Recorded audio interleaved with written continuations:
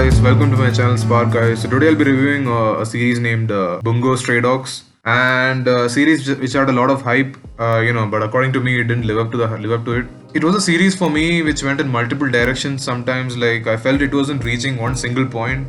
There were like so many instances in the plot, but they weren't reaching a single point like a lot of other good shows, but then every show is unique here. So let's get into what the show is about. So the main character here is Atsushi Nakajima. He was in an orphanage for a while, and then he was kicked out, and then he finds this suicidal detective called Osamu Dazai, who later on recruits him into an agency where you have all these people with supernatural abilities. So about this Atsushi, he has this ability of where he can transform into a white tiger, and he's wanted by a lot of organizations.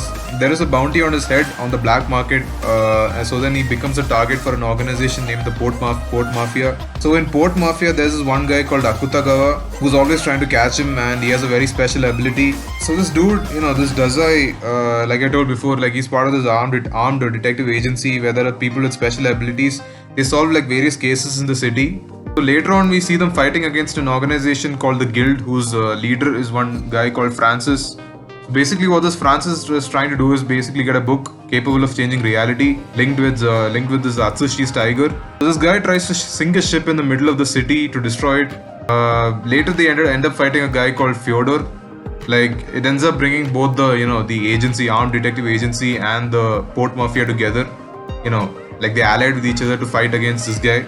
So looking back at the show, I mean, it could have been a lot better in a lot of aspects. The story can be hard to understand at times, it just goes in so many directions that you don't really get where it's heading. And then sometimes I really wonder what the characters are really up to. And only character I really had admiration for is Dazai. Like he was very smart.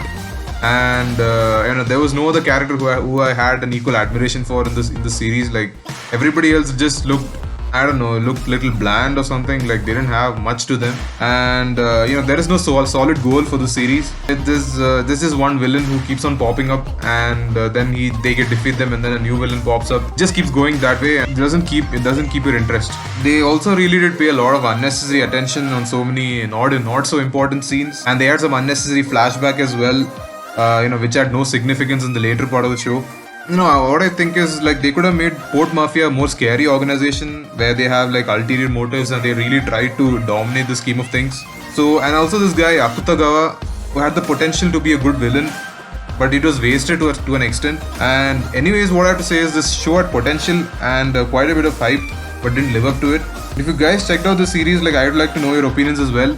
It's one of those series which you don't feel that you're like completely into. Anyways, that's my opinion about the series. Like that's why a lot of people have different opinions. So I'd like to know your opinions as well. So please put them in the comment section below, and I'll see you guys in the next one then.